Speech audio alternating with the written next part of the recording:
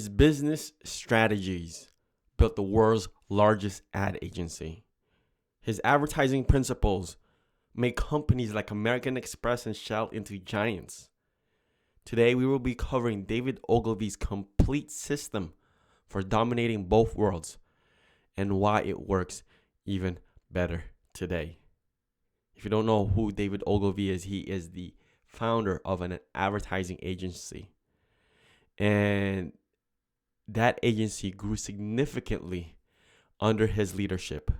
By 1976, the agency earned $7.7 million on revenue and $112 million with billings approaching to $800 million. In 1981, near the end of Ogilvy's active leadership, the agency had expanded to 100 offices in 35 countries, 1,600 clients, and billings of $1.7 billion. So, Ogilvy had won major accounts including General Foods, American Express, Shell, their entire North American account, Sears. This growth trajectory demonstrates how Ogilvy transformed a small startup into one of the world's largest and most influential advertising agencies during his tenure as a leader.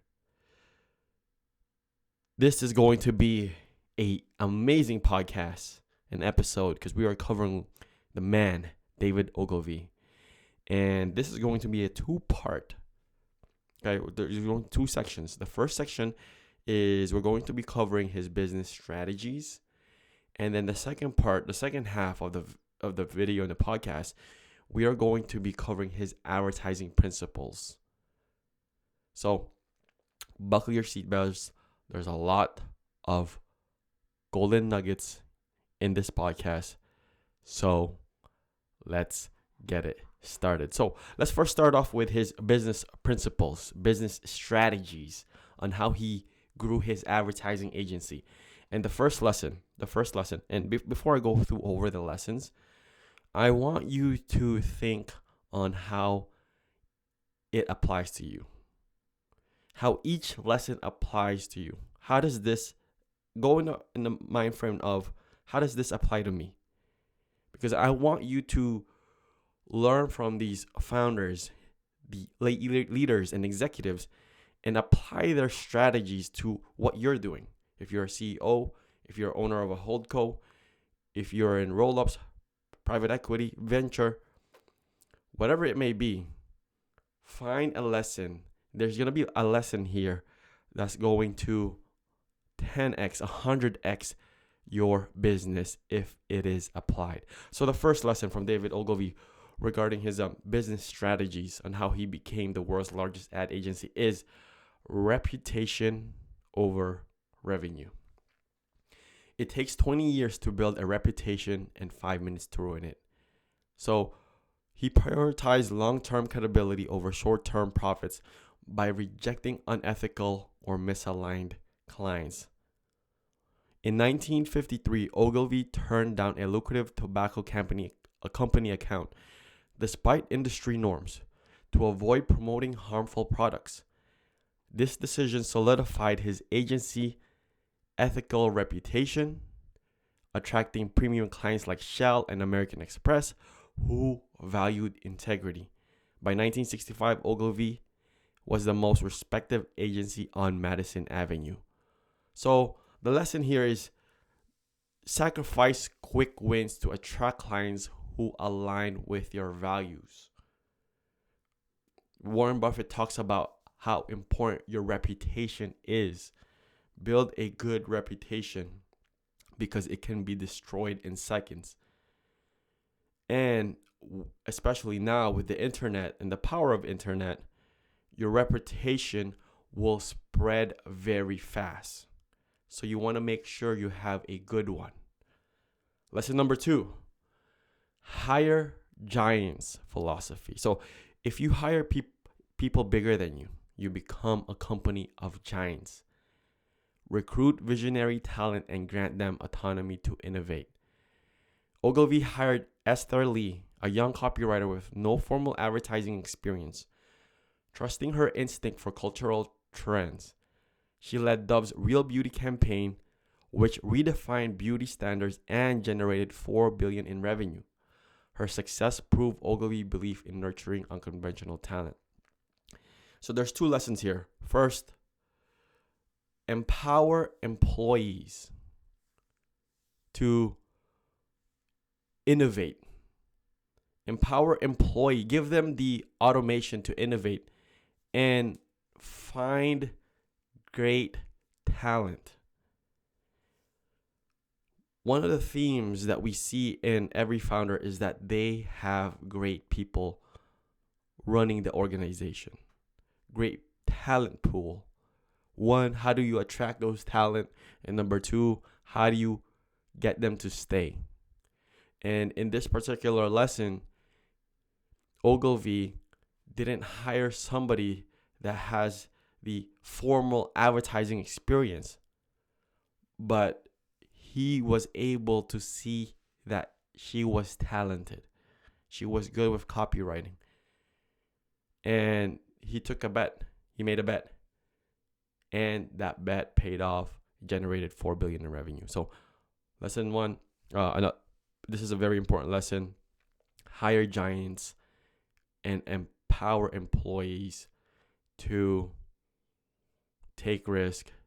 And with great people, you don't need to micromanage them. Just like Jim from Renaissance Technologies, he hired great people, let them do the work, and make sure they get paid. And more importantly, he made everybody a partner. So that is a pattern that continuously and consistently comes up. The third lesson from David Ogilvy is client-centric billing model. What does that mean? He charged clients based on results, not hours. He used value-based pricing to align agency success with client growth.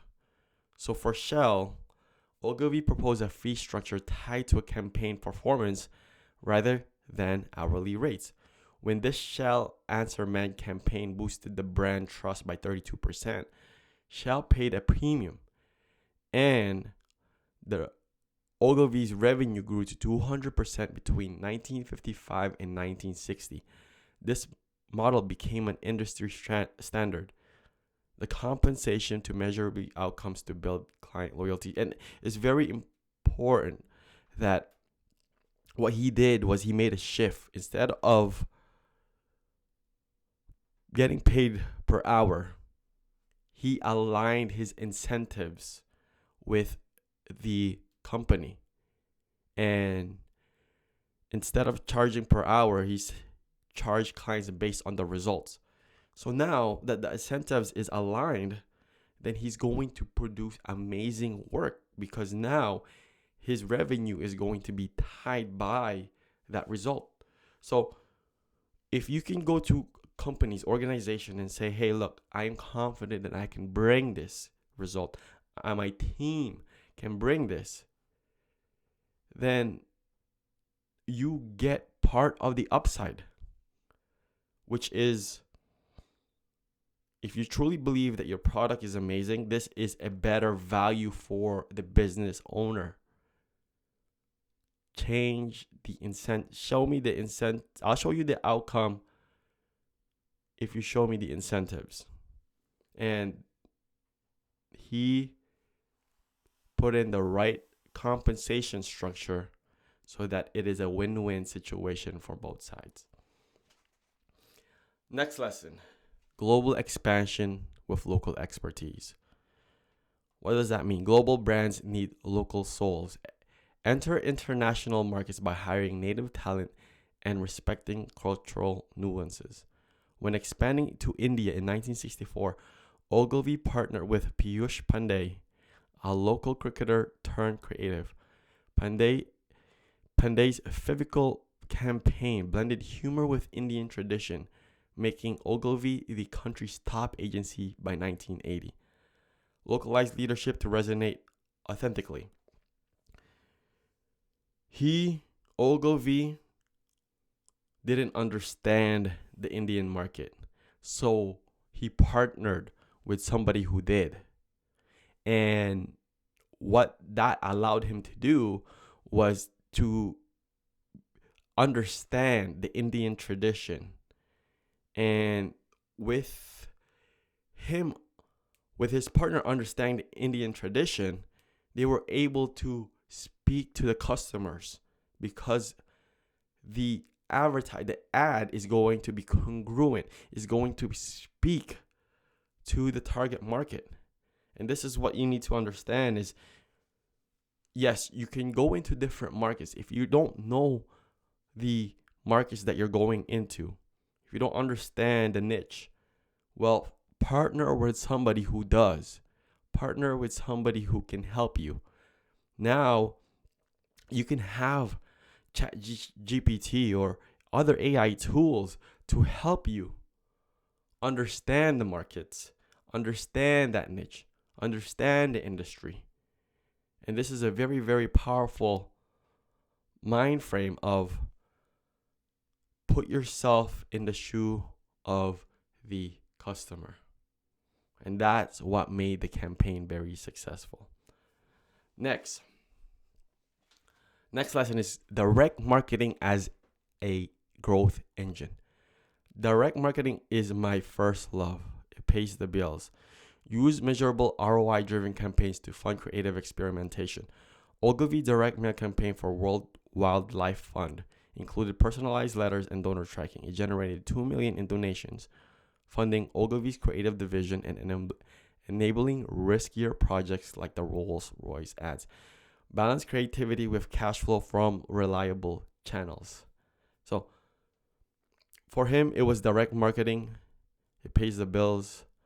Find ROI-driven campaigns to fund your fund experimentation. I prefer Google ad campaigns, Facebook campaigns, because you're able to measure and there's data for the campaigns, which is very, very helpful. You understand the CPM, CPC, CTR.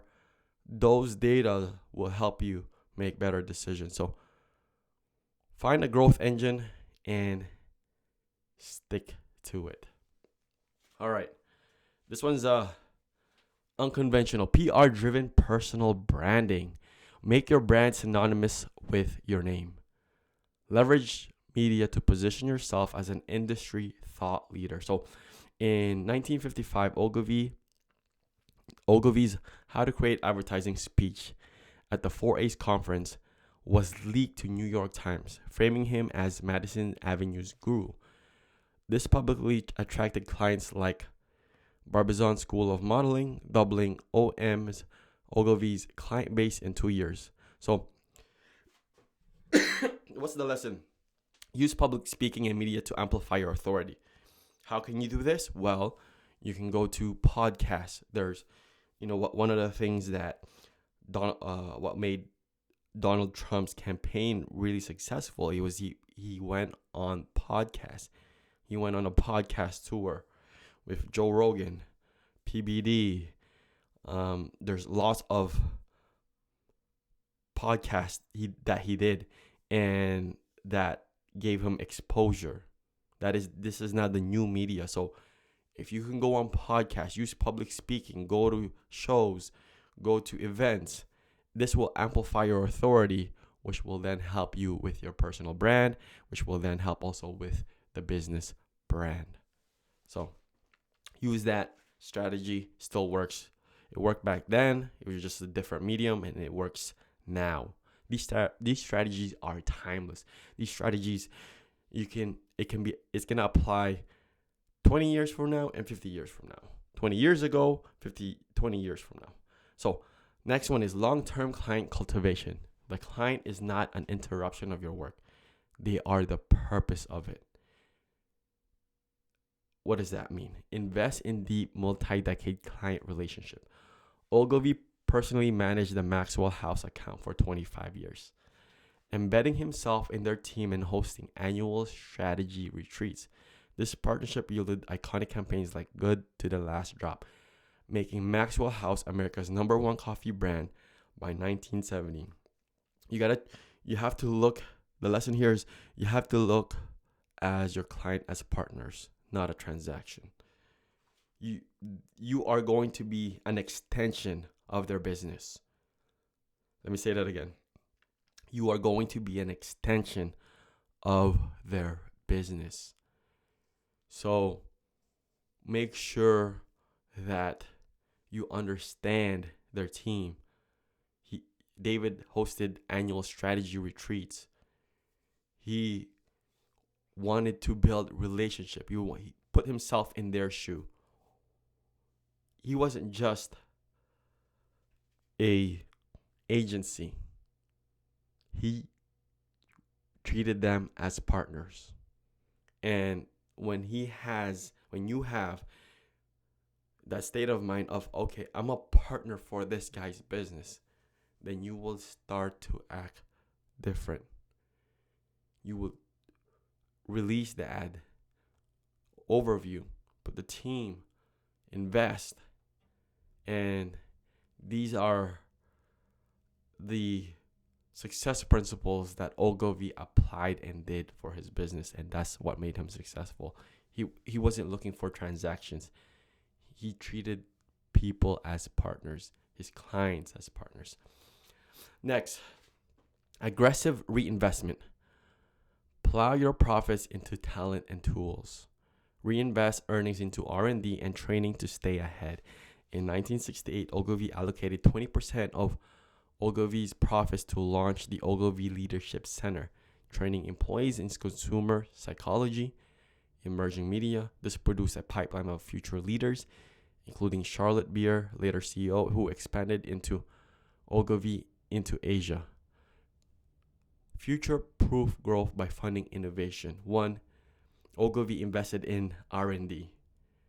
Now with technologies, there's always something coming up, new technologies, new platforms, new tools, things that will make your employees more productive. You need to invest in that. You need to stay ahead of the curve.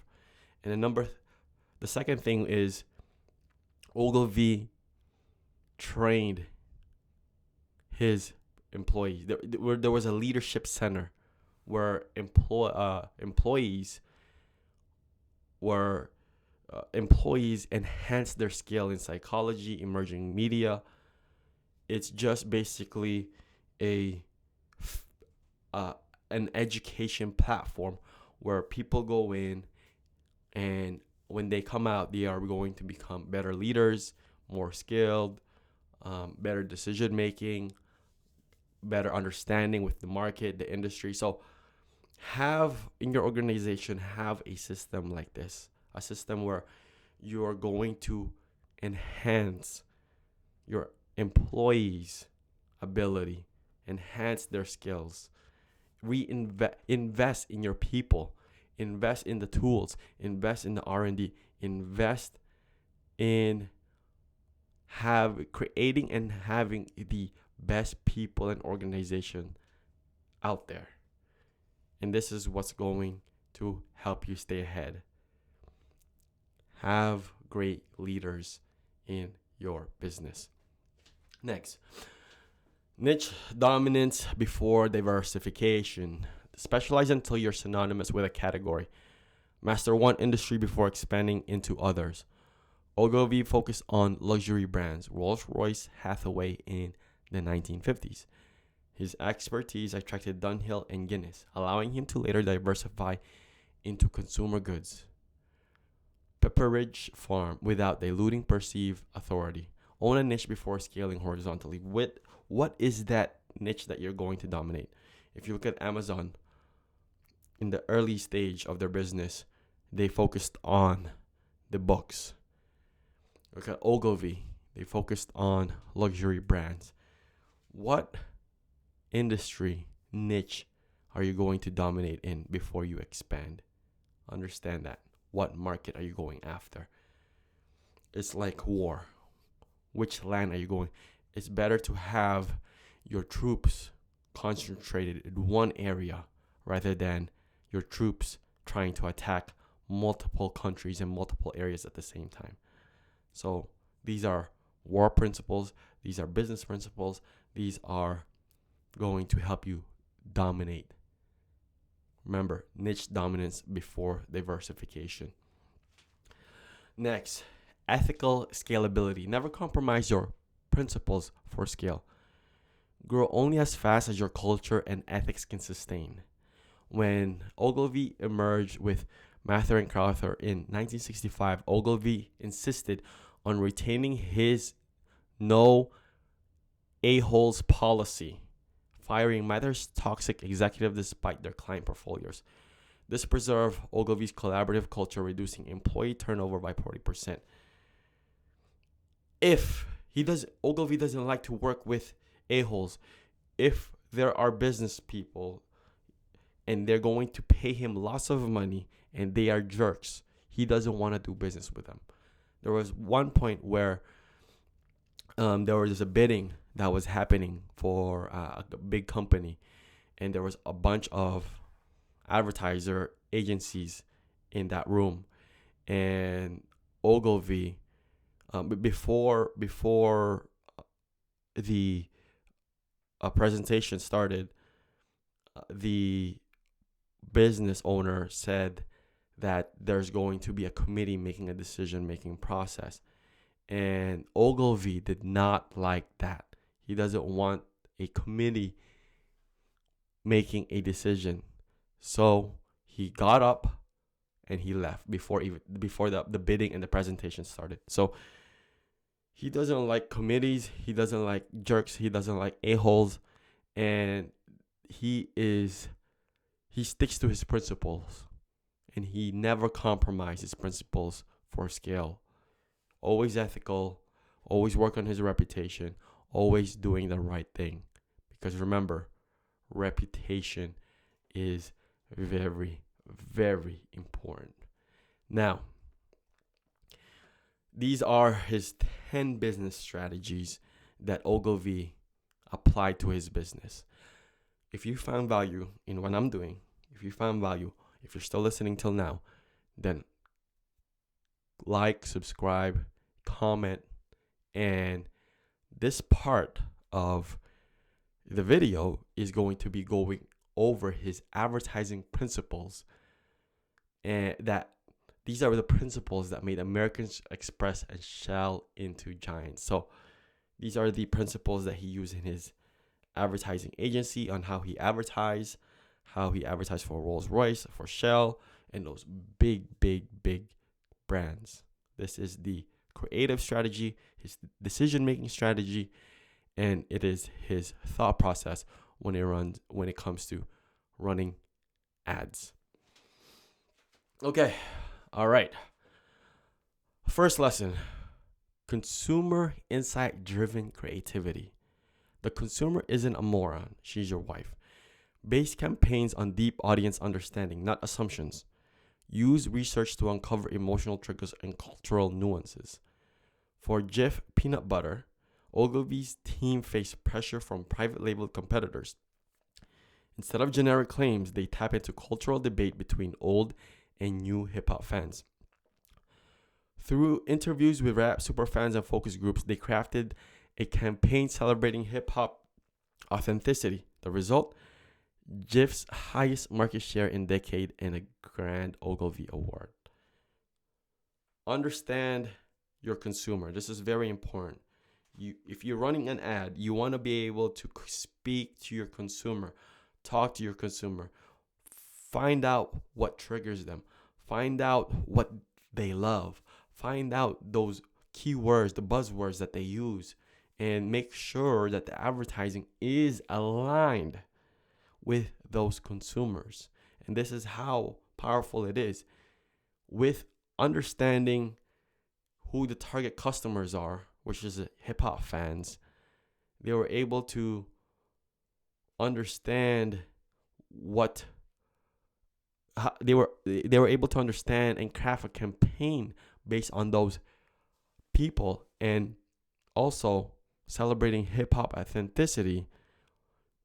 And all of that work produced the highest market share for GIFs, and also Ogilvy won an award because of that. So It's very important for you to understand, figure out the pain, the problems of your target market. Next, soft sell approach. You cannot bore people into buying your products. You can only interest them. Engage audience through storytelling and emotional resonance rather than hard sales pitches. Ogilvy iconic Schweppes campaign, not directly cited, but infer from his philosophy, transform a mundane tonic water into a symbol of sophistication by associating it with aristocratic lifestyle. Ads focus on aspirational narratives, not product specs, leading to 300% sales surge in the US. You cannot bore people into buying your product. You could only interest them. Your ad has to engage the audience. Use storytelling is the best way to engage with them and find the emotions that's going to resonate. Don't try to do hard sales pitches. Use storytelling and emotional resonance to be able to connect with those viewers. On the topic of storytelling, third lesson is data-driven storytelling. Advertising is a science wielded with artistry. Combine analytics with creativity to craft compelling messages. So in the Hathaway shirts, Ogilvy used a market data to identify a gap in men's fashion. The man in the Hathaway shirt campaign featured a mysterious aristocrat with an eye patch, blending intrigue with data-backed targeting of upwardly mobile professionals. Sales soared, proving data and creativity aren't mutually exclusive. Combine analytics. You have to, in your campaign, you have to understand the numbers. Combine analytics with creativity to craft a compelling messages. Now with tools to understand to understand the numbers, to analyze the numbers, and now with AI to help you create messages, have different ad creatives, is going to help people become and produce a lot of great work. So use data-driven storytelling to advertising is a science. Advertising is a formula. Figure out that formula. If you listen to this is the formula, okay? You don't need to do a lot of heavy lifting. Just take notes on these lessons. This is the formula. It's a science. And apply this to your ads, campaigns, and promotions. Next, invest in exceptional talent. Same as before. Each of our hires people who are smaller than we are. We shall become a company of dwarfs, prioritizing hiring visionary thinkers over conformists.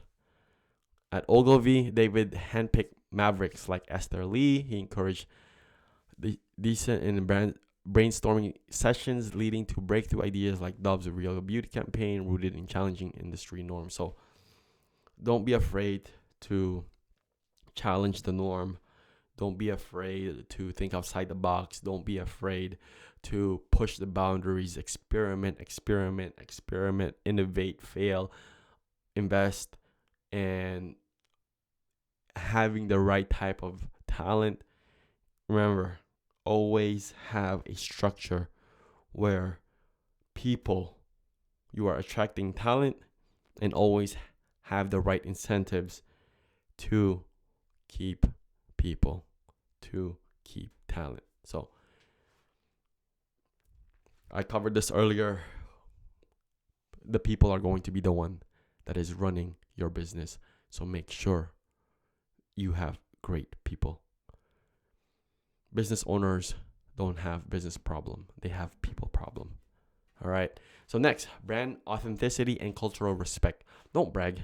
Don't be a phony. Don't insult the consumer's intelligence. Align campaigns with cultural truths without appropriation.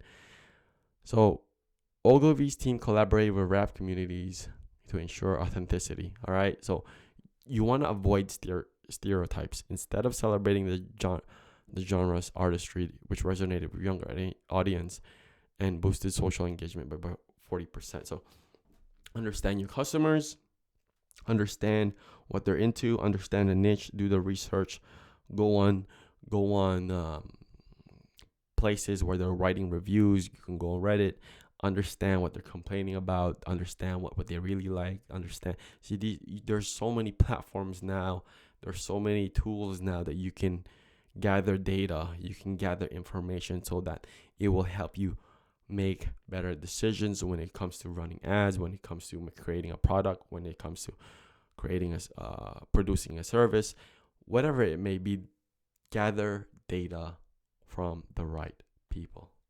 Next, long-term brand building. Every advertisement is a deposit in brand equity account. Focus on consistent messaging to build enduring loyalty. Ogilvy Shell Oil Companies in 1960 emphasized reliability and innovation over decades.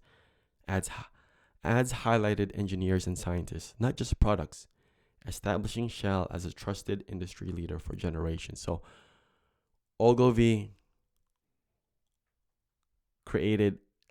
had a Shell campaign, and that transformed Shell and became one of the industry leaders for generations. And one thing that this lesson is trying to teach you is that every advertisement is a deposit in the brand equity account. It's very important that you treat it like that. Every advertisement is a deposit in brand equity account. So make sure that the advertisement that you're creating is going to have a good impact on the brand equity. Next, multi-channel engagement. Adapt or die. This is more true today than ever. Well, this is the truth. This is one of the things that we have to continuously do, which is adapt or die. Unify messaging across platforms for cohesive brand experience. So for American Express, Ogilvy pioneered integrated campaigns combining print ads, TV spots, and direct mail. Don't leave home without it slogan appeared everywhere, creating an ambiguous brand presence that increased card membership by 17% annually. So back then, they used print ads, TV spots, and direct mail. What do you think that is equivalent to today? So let me give you a clue. YouTube, LinkedIn, Instagram, Facebook, TikTok, podcast, direct mail, print ads, content marketing, influencer marketing. These, you have to be everywhere. Multi-channel engagement. And you have to adapt or die. There's always new things coming out. Like Netflix advertising, X advertising, Pinterest advertising. There's always new platforms. The human behavior is not going to change, but the platforms will. So it's important that you are nimble, you adapt, and make sure that the message across platforms are cohesive with the brand experience. For the American Express, it's don't leave home without it. Ogilvy integrated those campaigns in print ads, TV ad spots, and direct mail for the business that you're advertising on. What is the brand experience for the customer? What is the message? And it has to be consistent. Multi-channel engagement, SEO, PPC, newsletter. Like there's so many platforms. So you have to be in multi-channel engagement. Next, this is one of the most important. This is one of the most important knowledge, information from David Ogilvy. Okay, so take notes for this one. Headline mastery. On average, 5 times as many people read the headline as read the body copy. Use provocative headlines to hook attention. Ogilvy's Rolls-Royce ad at 60 miles per hour. The loudest noise comes from the electric clock. Pair the technical detail with a bold headline. The ad ran for decades, becoming synonymous with the brand's quality and boosting sales by 50% in its year. The key takeaway here is that people spend a lot of time reading the headline.